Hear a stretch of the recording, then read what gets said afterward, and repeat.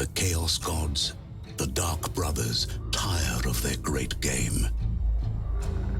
Now, they seek to sweep the board clean with fire and blood. For centuries, the Empire has held firm against its enemies. Mankind has encountered no foe that steel could not tame, or whom walls could not hold. At least, that is what they taught. No one spoke of the ancient enemy now rising from beneath, and no one will be left to tell the tale. Unless you can stem the Vermintide. A trap! Look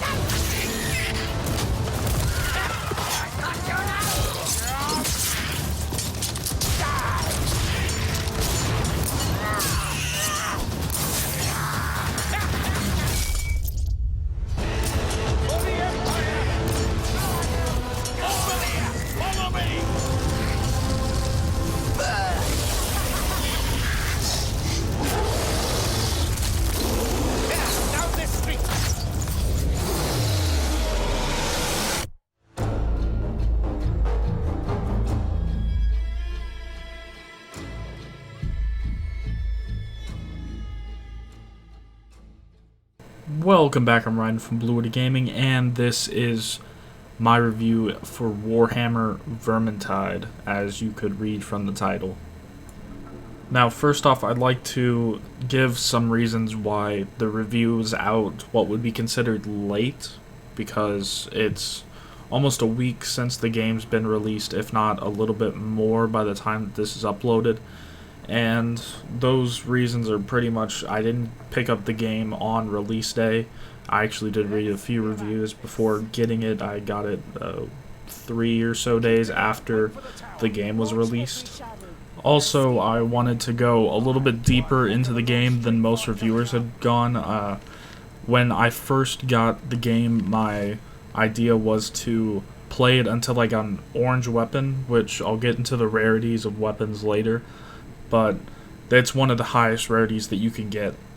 And from what I was reading, it was around 30 or so hours in when people got it. And I got mine and I kept going because I got mine around the 12-hour mark.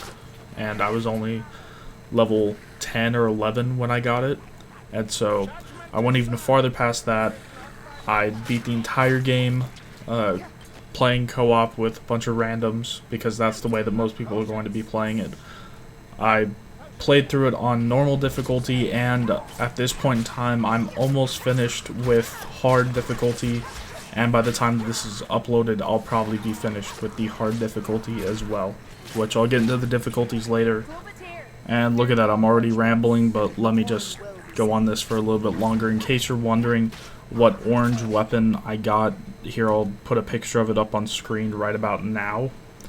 As you can see, it's called the Reichsguard Falchion, and its special abilities really fit well with my Marcus Kruger character, which I'll get into the characters later. But yeah, those are pretty much the stats of it, in case you were wondering. You can read the little description of it right down there, and let's just move on with this review. So right out of the gate, there are a few things that you might want to look into before buying this game.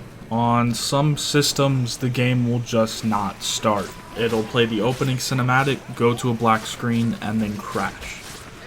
This happens on a very few number of PCs though, and it seems to be random, because some of my friends have this problem. Actually, just one of my friends has this problem, and some other of my friends who have almost identical setups to them, and one of them has the exact identical setup, they don't have the problem. So it's very sporadic. They're Fat Shark, the people who make it, are apparently trying to fix it, and there's already been a patch that has addressed most of the problems with crashes, but there's still a few, and I did have one in my entire playtime of testing, which is around 20 hours at this point.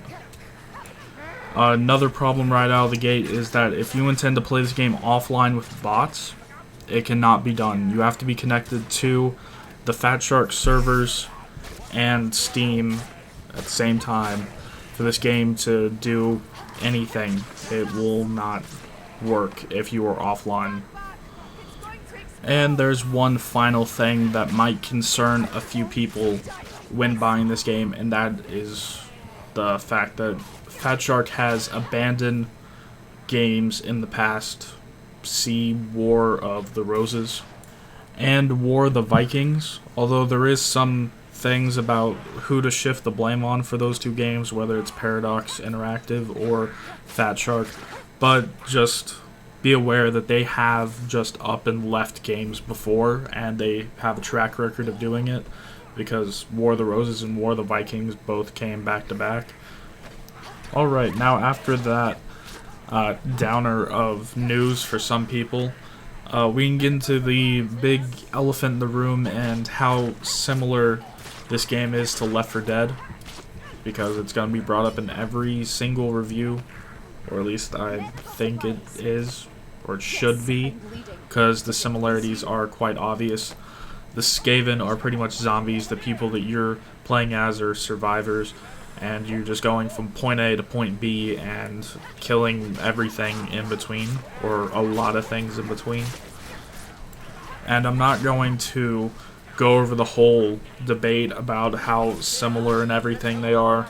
In my experience, I found that the games are different, extremely different. I have very little enjoyment from playing Left 4 Dead anymore. But I have a really big want to go back and play Vermintide, which after I finish this review I'm probably going to do for several more hours. But the angle that people aren't taking it from is the journey versus the destination. Left 4 Dead was all about the journey, because you got nothing from the destination. You just got to go on to the next part of the journey, and you just resupplied in between, where in this game there's loot, which Left 4 Dead didn't have, so people focus more on the destination than the journey to get to said destination. And in that fundamental little shift, the game changes drastically from being what some people call a bad Left 4 Dead clone into being something more like Diablo, because Diablo's just going to get better loot so that you can go grind faster and do harder missions to go get more loot, and that's essentially what this is. So instead of calling this a Left 4 Dead clone, I think it's fair to say that it's a first-person Diablo clone instead. Although this game I personally like way better than Diablo as well. But for now, let's stop talking about other games and actually focus on this one, and I'll start with the cast of characters that you get to play as. And let's start off with the most general class that you can pick, which is the Witch Hunter, also known as Victor Saltzpyre. He's the character that most new players are going to be starting out as, because he's overall decent in everything. He's not really great at any one skill, although he can in the farther levels. When you get a bunch of good gear for him, he can be more of a quick damage dealer. But to start off with, he's just a decent overall character who has access melee-wise to a rapier, battle axe, and greatswords, which the rapiers are by far the fastest melee weapon in the game, and so that's where he usually goes into. And also his ranged weapons are pistols, crossbows, and repeater pistols, and his starting pistols are almost the fastest ranged weapons in the game, besides the quick fire of the Elf's Bow, and he's the character that I recommend most new players start out as, so they don't really mess up and take some other people's spots of people who already have specialized classes, like my Marcus Kruber, who is designed to take out specials, which I'll get to him in a minute. And next in our lovely little cast of characters. We have the prisoner of Victor Saltzpyre, and that is Sienna, the Bright Wizard. And I'm not even going to try to pronounce her last name because I know that I'm just going to butcher it. And Sienna happens to be what I think is one of the most interesting characters. Her weapons are kind of the most interesting. They're the most out there. Like, her melee weapons consist of wizard maces, wizard swords, and even flaming swords, which are incredibly rare and I've only seen one of so far. And I didn't get it. That was somebody else who was level, I think 40 or maybe 50, somewhere in there. They'd only seen one as well, and that was the one that they had. And she's incredibly good at crowd control, which you kind of need that because it's not uncommon to be swarmed by 100 to 150 Skaven at a time, and I'll get into the enemies here in a minute too, but she is excellent for taking care of just groups of the little guys. And next up we have what I would say is the least played character, and that is Barden Gorkson, the Dwarf Ranger. Now, people who usually play Barden, they normally make fun of playing Barden, making fun of him being a dwarf and other such jokes, and he can be played in several ways. He has access to the only infinite ammo gun in the game, besides the infinite ammo that the witch has for her weapons, but he has access to that, and so he can be a really ranged character, but most people play him as just getting up into the face of the Skaven and just hitting him with an axe that's about the size of him. But he does also have access to hammers and crossbows and shields that are bigger than his head and some of the strongest shields in the game.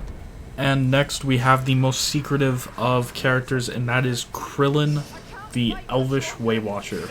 Now, she is the second predominantly ranged character because of her wide range of arrows that she can get. For melee, she's normally using either daggers or swords or some combination of the both, and that's actually all the melee that she has options of.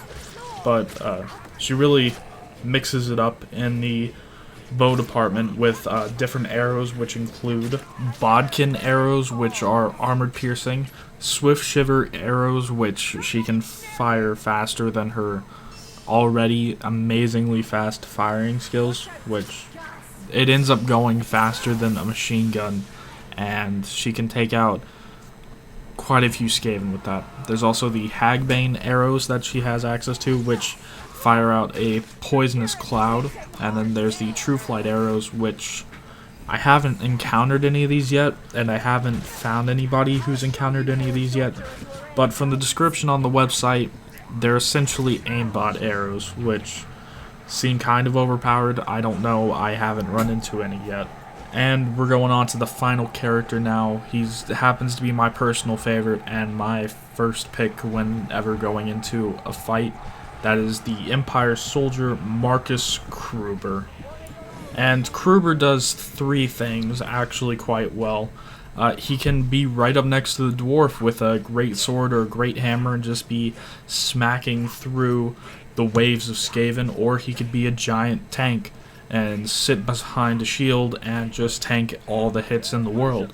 Or he could be like how I have him and have him be one of the anti-special characters, and he's quite frankly the best anti-special character that you can get in the game. And I'll get into what the special Skaven are here in a minute. But that was the cast, the 5 characters that you can have in the game. I can't remember if I heard it or not, but there might be DLC characters in the future, which so far it looks like those would be great additions. There's also supposed to be DLC maps, which I'll get into the levels and everything here in a few minutes too. But let's move on to the crafting and the loot in the game. Now, the first thing with the crafting system is it seems familiar right off the bat, and it seems like you know exactly how to use it, which you do because it's easy. It also seems like you've seen it before, but I can't exactly put my finger on where I've actually seen it from before. But let's get into the crafting and upgrading real quick, and I'll put a video of me upgrading some weapons and crafting some weapons right about now. As you can see, you can fuse 5 weapons of the same rarity together to get a random weapon of the next rarity up together, and I'll talk about rarities here in just a second after the crafting and upgrading. But some people think it's just completely random, but what a few people don't know is that if you put 5 weapons of the same type together and upgrade it, it will come out as a weapon of the same type. So if you put 5 of Crillion's bows together that are the same rank or same rarity, then you will get one of Crillion's bows that is the next rarity up. And for upgrading, you can use either white, green, or blue resources to upgrade stats on existing weapons. And by stats, I don't mean it actually increases power and stuff. It increases, like, an example, just thinking off the top of my head, would be 30% chance to get ammo for your weapon on a hit. And so it's just different things like that. They get more extreme the higher that you go up. That example was from my orange weapon, and so white weapons don't have any, green weapons have 1, blue weapons have 2, and orange weapons have 3 that you can upgrade. And for each section that you upgrade on a weapon, it gets more expensive. Like for the orange one, it goes from 1 blue piece needed to 3 blue pieces needed to 5 blue pieces needed. And you get those pieces by salvaging weapons of that said rarity. So to get the blue pieces, you have to break apart and salvage blue weapons, and so on and so forth for the other rarities. And now let's talk about how you get said weapons to upgrade weapons and salvage them down to get resources to upgrade other weapons. You get 1 weapon per completed run of a mission, and it's based on a dice system. There's 7 dice that you get to roll at the end of each level that result in 8 different choices. 1 for each success plus 1 if you don't roll any successes. And the success ratio is, for the basic dice, there's a 2 out of 6 chance that you'll get it. Then there's dice that you can pick up throughout the level, and they're just called cursed dice, and they're a 3 out of 6 chance to get it. Then if you pick up tomes along the way, which I'll get to those here in a minute, but if you pick up tomes, then there's a 4 out of 6 chance of getting it, and if you bring with you grimoires to the end, then that is a guaranteed success. A grimoire has a 6 out of 6 chance to roll positive, so you can't fail with a grimoire. And as you go up in the difficulty levels, you'll get a chance for better and better loot. Like on normal, the first 5 successes will only grant you a common weapon. Success rolls 6 and 7 will get you an uncommon item, which is green, and then if you roll all successes, then you'll get the top prize, which is a rare item. Whereas in hard difficulty, 0 successes and 1 success will grant you a common. 2 and 3 successes will grant you an uncommon. 4, 5, and 6 successes will grant you an like a rare, and then rolling all 7 successes will get you legendary or an orange weapon, and it just keeps getting higher and higher in rarity as you go up in difficulties, which I'll get to the difficulties here in a minute as well. But before that, let's talk about the little bastards that you'll be fighting in between all your different loot drops, and those are a race of upright standing rats known as the Skaven. And if we go back to that Left 4 Dead similarity, normal Skaven are called clan rats, and they pretty much just have a metal headpiece, and that's pretty much the only indication that they're not the lower class, which I'll talk about here next. But they're just like basic zombies. And then next we move on to the Skaven slaves, which are Skaven but with no armor. You'll find them occasionally. They're not as common as clan rats, but they are still really, really common. And these guys will just throw themselves at you because lore-wise they kind of just want to die. So they'll just throw themselves at you because they know that they'll die if they do that. And moving on to the special type of Skaven, I'll start out with the kind that you'll find the most, and those are called storm vermin. Normally you'll just find one of these guys hanging out around a group of clan rats or Skaven slaves, but they are heavily armored Skaven with halberds, and they will also occasionally form patrols, which is a grouping of 6 of them together, and they'll follow on a predetermined path, and you just have to stay out of the way of them or else you'll aggro them, and it's a bad time. These guys are pretty easy to take out. They have about 3 times the health of a normal Skaven of what I've seen. They can take a few more hits than the normal ones, but overall, unless you find a patrol, they're not really that bad to deal with. And next we have the Packmaster, as he's called. He essentially just runs around really quickly with a pole with a claw on the end of it, and he'll grab you around the neck, and he will pull you away. And when your health finally runs out from being dragged by this guy with a spiky, if I could speak properly, spiky collar around your neck, then he'll prop his little pole up, and it's pretty much you on a stick strangling to death while your group has to run and help you. And the Packmaster and another one of these special Skaven coming up are the reasons why you want to stay together as a group, because by yourself you cannot escape a Packmaster once he has you. And the other reason why you don't want to be apart is because of the gutter runners, which are essentially hunters from Left 4 Dead. They'll just pounce on you and keep hitting you with these glowing green spiky blades, and you can't free yourself from them either, so you just have to stay in a group to get this kind of guy off of you, because it doesn't take hard. He doesn't have very much health, but he can slowly kill a group if they want to separate. And to completely flip the script, there's also a special Skaven that you have to stay apart because of, and that's called the Poisoned Wind Globadier. Essentially, he throws poison clouds at you, like little orbs that when they crack, they have poison. And a good part about it is if Skaven run into the poison cloud, then they'll die too. But you can't stay together because he'll throw it at the largest group of heroes that is near. So if 2 people are near each other and the other 2 are off doing whatever, then he'll throw it at the 2. And he doesn't run too fast. He's really easy. It only takes like 1 or 2 shots of most normal guns in the game, but he's the reason why you don't want to be too close together. And because this is predominantly a co-op focused game, they also threw in a special rat that you have to use teamwork to get rid of, and he is called the Rattling Gunner.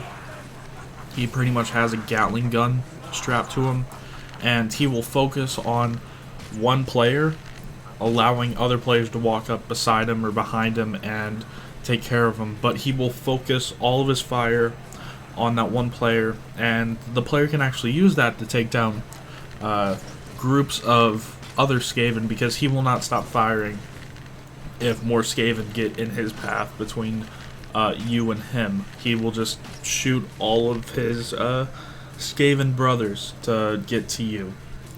And now I saved the best Skaven elite for last. That is the Rat Ogre. Now, for all the other special Skaven that I've just went over, with my rifle on my Empire Soldier class, I was able to kill about all of them in 1 or 2 hits. But for the Rat Ogre, he's essentially a giant tank.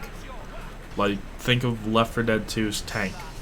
That's what he is. But for the Rat Ogre, it takes me about 10 shots from my rifle when every other special takes about 1, maybe 2 if I hit him in the leg or something. But this guy takes 10, plus the entire work of the rest of my team. I have had many times where we were about to finish a mission and a Rat Ogre comes out of nowhere and completely demolishes the entire team.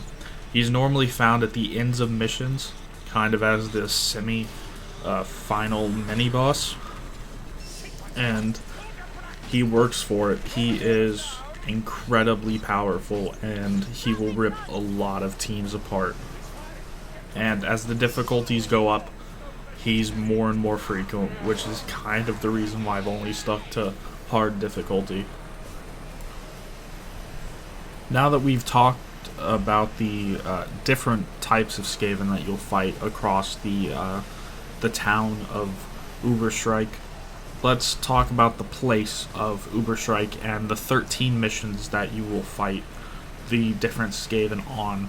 And sorry about that. They won't go in any specific order because the game doesn't really give them in any order. You just kind of get the prologue and then the rest of them.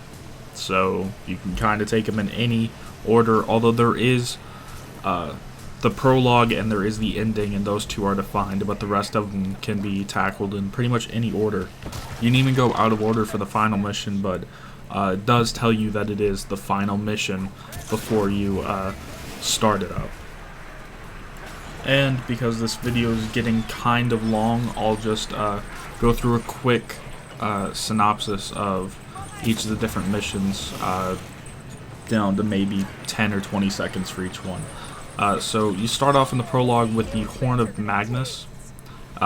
Pretty much what you do is you start from the inn, which is your little hub area, and you go try to get the local guards, which, spoiler alert, you find out they're all dead.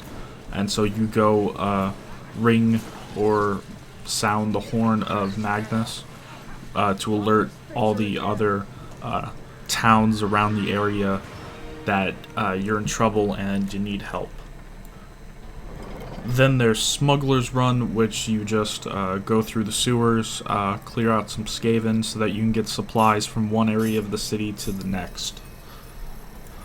Then there's Supply and Demand, where you go through the city market and pick up different supplies that you need because you need them, and then you go to the getaway driver and take a few bags of flour and give them to her. After that, we have the quickest mission, probably, which is Black Powder, where you essentially go into a little dock area and get 8 barrels of powder and put them on a boat, and that's the entirety of that mission. Then there's the Wizard's Tower, which is a mission where you go to the Wizard's Tower and re-put the spell that's on the end to secure it from getting overrun by Skaven. Then there's the mission Engines of War, where you go out into the forest and destroy the war machines that the Skaven are building out in the forest, out in the outskirts of Uberstrike. Then you take a little journey up to the walls of Uberstrike, because it is a walled city, and you go on the mission of Man the Ramparts, which is also another name for the walls, and the Skaven have this magical bell that they could ring. The humans have been using it for protection, but since the humans aren't in the town of Uberstrike anymore, or at least most of them, so you go and destroy the bell so that the rats can't use it. Then there's the Garden of Moor, which you go through the garden, which is essentially just a graveyard. It's just a graveyard with a bunch of coffins and everything around it, and destroy a mystical source of power that the rats are using to power their leader, and that's pretty much the end of that mission. Then it's on to what I would consider the hardest mission, which is Wheaten Chaff, where you collect 6 bags of wheat from a small little farm area, and the Rat Ogre of this area will completely rip your team apart. I've only been able to finish this mission twice, and I don't have any intention of playing it again unless I go onto the harder difficulties. Then next we have the waterfront, where you raid 2 warehouses that are a hotbed for Skaven activity. Then you fight a rat ogre, and then Alicia comes and takes you away on her boat. And Alicia, by the way, is your getaway driver for pretty much all your missions. And then we come to the most annoying mission, which is Well Watch, where you go back and forth between 2 wells, making sure that rats don't poison the water in them. And this is the most tedious mission in this entire game, and most of you probably won't like it. Then we have the 2 final missions in the game. These are usually played back to back, or at least story-wise, these are back to back. The first one is the Enemy Below, where you go down to the hive or whatever of where the Skaven are. It's their little home, and you completely destroy the hell out of the place. Then the next mission is the White Rat, who is the leader of the Skaven invasion of Uberstrike, and you kill him, kind of, in a very unclimactic way. It's essentially blowing up part of a tower, breaking some chains to make the tower even less stable, and then killing a bunch of different Skaven to complete those 2 tasks again, and then he just falls off the tower. There's no epic boss fight or anything, and there's a car going by my house. But there's no epic boss fight, and it's kind of anticlimactic, which I hope that they put an actual boss fight in some DLC mission that they'll inevitably have for this game. Now looking at the time, this review and overview has been going on for quite a while. This might be one of my longest videos yet, but now let's talk about the 5 different difficulties. I'll go through this quickly as well, because this won't be taking very long. Easy. Enemies do very little damage to you. You do normal damage to them. You can only get commons from this, and barely anybody plays it because you start out being able to play easy, normal, and hard. And when you first start out, play on normal, because the people on hard are actually trying to do things, and it's not as easy as people think it is. Then on normal, you do normal damage, the enemies do normal damage, everything is normal, and you can get the loot that I talked about earlier in the review. And going on to hard, you do slightly less damage, the enemies have slightly more HP. That's not really too uncommon. Most people are playing this difficulty, so that's where you'll find most of the games. Then on up above that, which you have to complete a mission on hard to unlock this next difficulty, and it's called Nightmare. Besides being a little bit harder than hard, there's also friendly fire for ranged attacks and bombs. There isn't any for melee damage, because most of the time you'll be right up next to your friends, and it would be impossible to get anything done if they had friendly fire for melee weapons. And then on up above that, there's one more, and that's called Cataclysm, and it's the same as Nightmare, but you deal half damage and you take double damage, and it is very hard to complete missions on Cataclysm. I haven't done it yet. I actually haven't unlocked Cataclysm on any maps yet, because I haven't even played Nightmare. I'm sticking with hard where most people are, and that's where most people are going to stop. And there we go. That's an overview and somewhat review of the entire game, down to its really basic details. Well, really in-depth details. It's pretty late when I'm recording this, and this isn't going so fast. It's currently going about 35 minutes. But there's one last thing that I wanted to talk about, and that's the community. Because one of the big other downsides to buying this game is you don't really hear all that many negative reviews about it, and that's because the community from this game can be really toxic at times, like incredibly toxic. On Reddit, if you make a post about something not working right or you're not being able to run the game, they'll pretty much just tell you to buy a better computer, even if you have like a $6,000 mega computer that's way better than theirs, just because the game doesn't run on some systems for some unexplainable reason. But back to what I was talking about, if you complain about anything or say this game might not be good, then the toxic community can just utterly destroy some people. And there's some weird things about the community that I actually want to bring up at the very end of this video, mostly because quite a few people that watch this video are going to tune out by this time, so it's gonna hopefully really lessen the amount of negative feedback that I get for this part, and I hope that I don't have to deal with as much of the toxic community as some other people reviewing the game, because I did say a few not so good things about this game. But back to what I was saying, it seems like the community is kind of regionalized, where the toxic community that I'm talking about is mostly found on the American servers.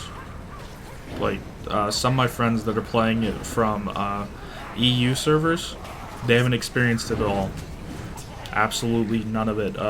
Even level zeros attending hard missions, where in the American servers you'd almost instantly get kicked. In the EU servers, it's actually kind of welcomed, and they'll help you along through the mission and everything, and it's really kind of polarizing and shows you kind of the different societies. But yeah, if you're playing this in America, just be warned that the community can be kind of toxic about the game, and I think it's kind of because of the way that the loot is structured, where people have to work together in a team, and there's a lot of big egos around here, and if one person goes off on their own because they're a huge ego, it's not uncommon for them to blame it on the rest of the team when they lose, even though that person goes down first, for running away from the rest of the team.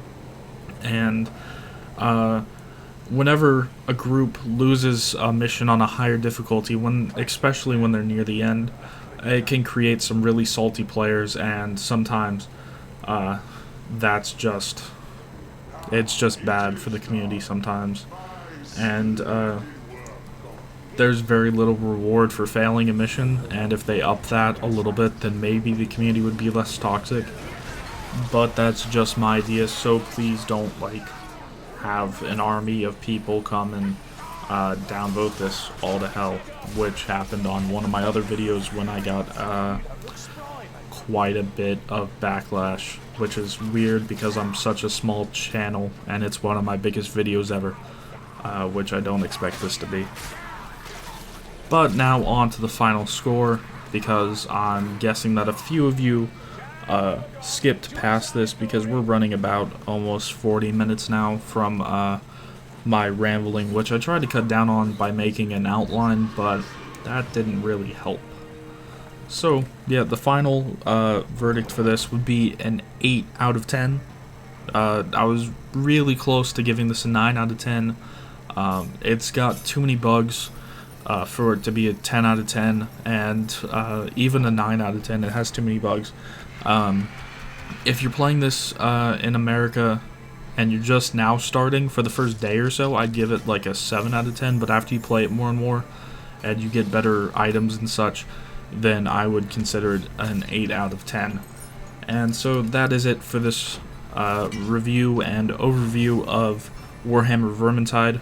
Remember, I'm Barden from Blue Gaming, and as always, I'll see you guys in the next one.